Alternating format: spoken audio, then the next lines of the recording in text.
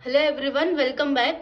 हम अपना pharmaceutics 1 chapter number 1 introduction of different dosage form देख रहे थे ना, जिसके अंदर हमने क्या स्टार्ट किया था, solid dosage form, liquid dosage form and semi solid dosage form. ठीक है, उसी को ही आगे कंटिन्यू करते वक्त आज हम एक नई चीज स्टार्ट करेंगे। उसी चैप्टर के अंदर का पार्ट है ये, which is new drug delivery system. New का मतलब भी आप समझ गए हैं कि एक ऐसा मेथड, न्यू मेथड ड्रग को डिलीवर करने का, है ना, ड्रग को एडमिनिस्टर करने का जो नया बनाया गया है। ठीक है, जैसे कि बेसिक मेथड थे जिसके अंदर हम कोई टैबलेट खा रहे हैं, कैप्सूल ले रहे हैं, सस्पेंशन ले रहे हैं, उसके अलावा भी क्या कोई और मेथड हो सकता है जिससे हम कभी भी कोई ड्रग को एडमिनिस्टर कर सकते हैं, उसके बारे में हम इसमें देखेंगे। तो इसको स्टार्ट ही हम ऐसे करते हैं कि सबसे पहली बात आ जाती है, drug never administer in the pure form, है ना। ड्रग को हम कभी भी प्योर फॉर्म में एडमिनिस्टर नहीं करते, यही चीज हमने अपनी फर्स्ट क्लास में भी जानी थी। ठीक है, तो उसको हम क्या करते हैं, प्योर फॉर्म में एडमिनिस्टर नहीं कर रहे हैं तो उसको हम क्या करेंगे, सुटेबल फॉर्मुलेशन में उसको कन्वर्ट कर देंगे। ठीक है, सुटेबल फॉर्मुलेशन में जैसे अब तक हमने उसको टैबलेट में, कैप्सूल में, इमल्शंस में, है ना, ऐसे पाउडर्स में कन्वर्ट किया था, फॉर्मुलेट किया था अलग अलग तरह से। तो यहाँ पे भी हम देखेंगे हम किस वे में फॉर्मुलेट कर सकते हैं। तो बेसिकली बात क्या आती है, हमको क्यों सुटेबल फॉर्मुलेशन की जरूरत पड़ती है। पहली बात तो ये हो गई कि भाई हम उसको ड्रग, कोई भी ड्रग है उसको हम प्योर फॉर्म में नहीं ले सकते, लेकिन क्या कोई और भी रीजंस है कि हम इनकी फॉर्मुलेशंस अलग अलग तरह से रखते हैं। किसी को हम सॉलिड में दे रहे हैं, किसी को हम लिक्विड में दे रहे हैं, किसी को सेमी सॉलिड में दे रहे हैं। रीजन क्या है इनका, इनका रीजन है ऑनसेट ऑफ एक्टिविटी। कि इसका मतलब क्या है कि कोई भी ड्रग की ऑनसेट ऑफ एक्टिविटी में क्या आएगा, कितना जल्दी काम स्टार्ट कर रही है वो, है ना। हमें कभी कभी क्या रिक्वायरमेंट होती है कि हमने अभी ड्रग ली, एडमिनिस्टर करी, इसका फटाफट असर स्टार्ट हो जाए, है ना। जैसे कि हमारे पास जीटीएन होते हैं, ग्लिसरीन ट्राइनाइट्रेट होते हैं, वो जैसे कि किसी को हार्ट अटैक आ जाता है या फिर एंजाइना का अटैक आता है तो हम उसको तभी की तभी देते हैं, है ना, सबलिंगल देते हैं, उसको जीभ के नीचे रखते हैं गोली। तो उसमें हमको क्या चाहिए, ऑनसेट ऑफ एक्टिविटी एकदम फास्ट, जब भी असर हो जाए। लेकिन कभी कभी हमें क्या चाहिए होता है मेडिसिन से कि अभी हमने मेडिसिन ली है, उसका असर धीरे धीरे या कुछ टाइम के बाद स्टार्ट हो। ठीक है, मेंटेनेंस वाली जो डोज होती है, तो हमको देखना पड़ता है कि हमें ऑनसेट ऑफ क्या एक्टिविटी क्या चाहिए, उसके अकॉर्डिंग हम फॉर्मुलेशन करते हैं। Next is intensity of action, action कितना जल्दी होगा, कितना तेज होएगा। कभी कभी हम जब दवाई खा रहे हैं तो हमें ये लगता है कि अभी के अभी सारा असर हो जाए, और कुछ आगे जो नई नई दवाइयां आई है ना, उसके अंदर हम क्या देखते हैं कि आधा असर अब हो जाए, फिर थोड़ा सा असर दवाई का 5 घंटे के बाद हो जाए। हम ऐसे इंटेंसिटी फिक्स करते हैं, उसके अकॉर्डिंग भी फॉर्मुलेशंस देखते हैं। और ड्यूरेशन, ड्यूरेशन में हम देखते हैं कि हमारी जो ड्रग है एडमिनिस्टर करी है उसका असर कितना लंबा चलेगा। जैसे कि हम पीसीएम की बात करते हैं, पीसीएम की 500 mg की टैबलेट आती है, बेसिकली 2 ग्राम हमारी मैक्सिमम डोज रहती है पीसीएम की। तो आप एक 24 आवर्स में कैलकुलेट कर लो कि एक पीसीएम की जो डोज है 500 mg, कितना ड्यूरेशन होगा उसका। ठीक है, तो ये ड्यूरेशन रहती है पूरी, उसके अकॉर्डिंग हम फॉर्मुलेशन सेट कर रहे हैं। ठीक है, अब इन सबसे होता क्या है, इन 3 चीजों से हमें मिला क्या, इसके अकॉर्डिंग हमको अपनी नीड मिली, नीड के अकॉर्डिंग हमने इनको सेट किया और अपनी फॉर्मुलेशंस को बना दिया। ठीक है, अब देखो, with advancement of science modern dosage form and method of administration evolved। अब जैसे जैसे साइंस तरक्की करेगी नए नए डोसेज फॉर्म बनेंगे, वो तो हमने बेसिक वाले पढ़ लिए थे पीछे। अब नए नए डोसेज फॉर्म बनेंगे और उनके एडमिनिस्टर करने का मेथड बनेगा नया नया। इनमें कुछ नए मेथड क्या है, मॉडर्न डोसेज फॉर्म कौन कौन सी आती है, इनमें आता है implants, film and strips, liposome drug carriers, control drug delivery module से बहुत इंपॉर्टेंट है। ठीक है, इराइथ्रोकाइट्स, नैनो पार्टिकल्स एंड प्रोड्रग, इनके बारे में हम डिटेल में पढ़ते हैं। इम्प्लांट्स देखो क्या होता है, इम्प्लांट क्या होते हैं, एक hypodermic tablet placed under the skin by a minor surgery in order to release drug over prolonged period of time. करते क्या है, बेसिकली इम्प्लांट्स के ना कैप्सूल्स हम यूज करते हैं ज्यादा। ठीक है, आगे हम देखेंगे इसके बारे में भी। तो क्या करेंगे, वो टैबलेट या कैप्सूल को ना स्किन के अंदर, स्किन के ज्यादा अंदर भी नहीं, स्किन तक में ही उसको क्या करते हैं, प्लेस करवा देते हैं। एक छोटी सर्जरी होती है, वहां पे उसको रखा जाता है वो कैप्सूल स्किन के अंदर। ठीक है, और वहां से वो कैप्सूल से या वो टैबलेट से धीरे धीरे दवाई अपने आप निकलती रहेगी एक पीरियड के बाद में। लाइक अभी कुछ टाइम के लिए दवाई रिलीज हुई, फिर बंद हो गई, स्टॉप हो गई, उसका असर बॉडी को मिल गया, फिर कुछ टाइम के बाद फिर दवाई का रिलीज होने लग गया, फिर उसका टाइम रुक गया, ऐसे इसको प्रोलॉन्ग्ड पीरियड ऑफ टाइम कहते हैं हम। इससे हमको मिला क्या, देखो ना, बार बार हमको ओरल मेथड से दवाई को एडमिनिस्टर नहीं करना पड़ा, ना बार बार आईवी मेथड से दवाई को लेना पड़ा। हमने एक ही बारी में वो टैबलेट या कैप्सूल स्किन के अंदर हमने सेट कर दिया और वही अपने आप एक टाइम पीरियड के बाद में मेडिकामेंट को रिलीज कर रहा है। अब देखो रिलीज कैसे करता है। आजकल क्या होता है, एक मैग्नेटिक कंट्रोल्ड है, क्या है, मैग्नेटिक कंट्रोल्ड इम्प्लांट्स आते हैं, ठीक है, विच कैन बी ओपन और close to release and stop the drug. उसको हम कंट्रोल कर सकते हैं by the help of magnet, कि कब से कैप्सूल के फॉर्म में मैंने बोला ना कि कब वो कैप्सूल है वो ओपन होएगा और ड्रग रिलीज करेगा, और कब वो कैप्सूल क्लोज होएगा, ड्रग का रिलीज स्टॉप कर देगा। जैसे कि इम्प्लांट के जो कैप्सूल्स होते हैं ना, उसके पास एक बॉडी और कैप, ऐसे उसको डिवाइड कर रखी है उसकी पूरी शेप को, कि एक बॉडी होती है और एक कैप होती है, ठीक है।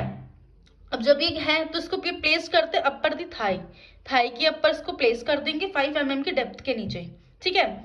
अब एक हमारी रोड मैग्नेट होती है, अल्निकोर रोड मैग्नेट, इससे हम इसको टैप करते हैं। लाइक जैसे हम थाई के ऊपर रखा, हम थाई के ऊपर हमारा कैप्सूल है, जो मतलब कैप्सूल में इम्प्लांट है, उसके ऊपर हमने अल्निकोर की मैग्नेट रखी, एक रोड टाइप मैग्नेट होती है, उसको टैप्ड किया। अब क्या करोगे, जैसे लाइक ये आपकी हो गई ये कैप्सूल के ऊपर स्किन के ऊपर मैग्नेट। अब जैसे जैसे इस मैग्नेट को आप मूव करोगे वैसे वैसे कैप्सूल भी मूव हो जाएगा। तो इसकी हेल्प से आप क्या कर सकते हो, देखो, place the capsule on desired location. आपको चाहिए अभी कैप्सूल आपकी थाई के इस तरफ है, आपको चाहिए नहीं इस तरफ होना चाहिए, वो हो जाएगा with the help of magnet. अब मैग्नेट जब तक अटैच करोगे कैप्सूल को तब तक मेडिकामेंट रिलीज होएगा।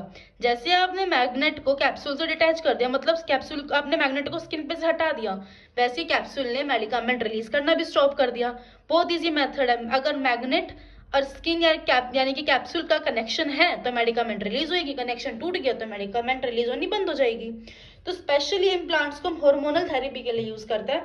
तो यहाँ पे याद रखने वाली बात क्या है कि इसको हार्मोनल थेरेपी के लिए यूज करते हैं, ठीक है। और अल्निकोर की रोड मैग्नेट का यहाँ पे यूज होता है, थाई के अंदर ये दी जाती है, ठीक है, प्लेस की जाती है माइनर सर्जरी की हेल्प से। इम्प्लांट्स के बाद आती है हमारी फिल्म्स एंड स्ट्रिप्स, ठीक है। फिल्म एंड स्ट्रिप्स हमारी टॉपिकल एक्शन के लिए यूज होती है, मतलब स्किन के ऊपर के लोकल एक्शन के लिए यूज होती है for slow release of drug over pre determined period of time. कि मतलब ड्रग का रिलीज तो स्लो होएगा, लेकिन pre determined period of time का मतलब क्या, कि हमको पहले से ही पता है कि ये इतने टाइम के लिए हम इसमें से ड्रग निकलेगी, रिलीज होएगी इसमें से ड्रग। ये कुछ नहीं होती है, एक स्ट्रिप्स जैसी होती है ना, बैंडेज या स्ट्रिप्स जैसी होगी। इसके अंदर मेडिकामेंट होती है, इसको हम अपनी स्किन पे लगा लेते हैं, ठीक है। और एक टाइम पीरियड के लिए जो हमारी मेडिसिन है वो क्या होएगी, इसमें से रिलीज हो जाएगी।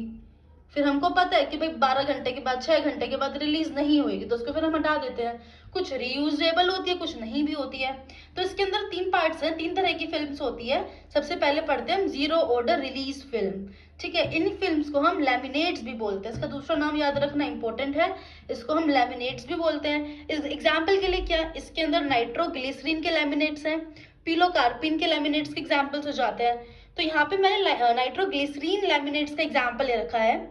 सच laminates release drugs slowly into circulation, देखो सर्कुलेशन में भी जाएगी drugs, for about 12 hours. 12 hours के लिए हमारी बॉडी का सर्कुलेशन के अंदर इन नाइट्रोग्लिसरीन लैमिनेट से नाइट्रोग्लिसरीन रिलीज होता ही जाएगा, ठीक है। 12 आवर्स के लिए स्लो रिलीज होता है ये। अब इसका मेथड क्या है, देखो, हमको क्या लेना होता है, मिक्सिंग लेनी होती है प्रोपाइलिन ग्लाइकोल की विद 1% कार्बोपोल रेजिन्स, ठीक है। इनकी हमने मिक्सिंग ले ली, मिक्स कर लिया दोनों को, फिर इसको न्यूट्रलाइज कर दिया सोडियम हाइड्रोक्साइड की हेल्प से।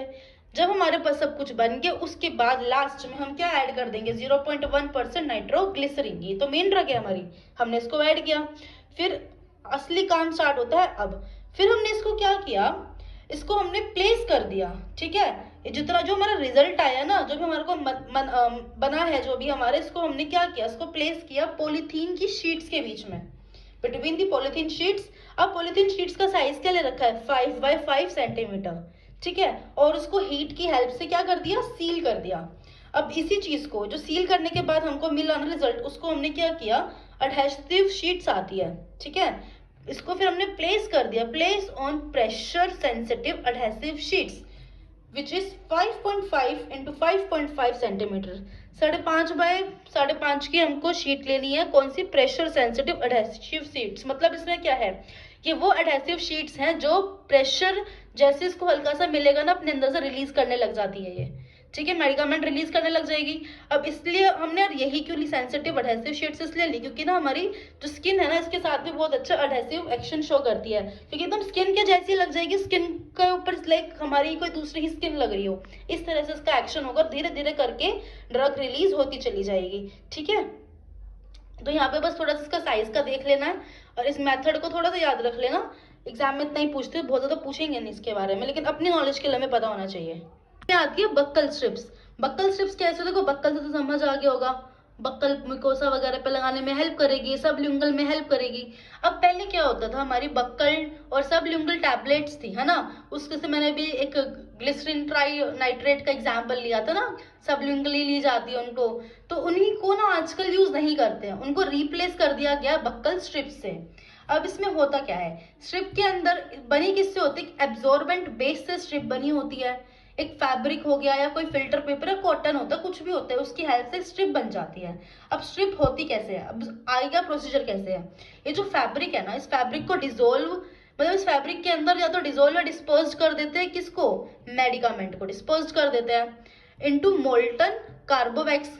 बेसिकली क्या करेंगे, फैब्रिक लेंगे, फैब्रिक को मोल्टन कार्बोवैक्स के अंदर डालेंगे और उसी के अंदर हम क्या कर देंगे, मेडिकामेंट भी डाल देंगे। तो जब हमारे पास एक वैक्स की लेयर के साथ साथ मेडिकामेंट मिलके आती है फैब्रिक के ऊपर, फिर उसको हम कूल कर लेंगे और स्मॉल पीसेस में उसको कट कर लेंगे हम, क्योंकि उसके हमको क्या मिली, शीट्स मिल गई फैब्रिक की। तो बस हमारी वही बक्कल स्ट्रिप्स बन चुकी हैं। फिर उन्हीं बक्कल स्ट्रिप्स को क्या करना है, कॉन्टैक्ट में रख देना बक्कल म्यूकोसा के अबाउट 15 मिनट। तो इतने में सारी की सारी जितनी भी मेडिसिन उसके अंदर है, जितनी हमें रिक्वायरमेंट है, वो रिलीज हो जाएगी, बॉडी के अंदर चली जाएगी, अपना एक्शन शो कर देगी। और हम क्या, हमें फाइनली क्या करना है, उस बक्कल स्ट्रिप्स को रिमूव कर दो, डिस्कार्ड कर दो, उसको रीयूज दोबारा नहीं है, उसको यूज करो और फेंको। इस तरह से रहती है buccal strips. Next is spray bandages. Spray bandages में देखो क्या होता है, वो बैंडेजेस जो प्रिपेयर होती है by spraying the solution of drug in पॉलीलैक्टाइड।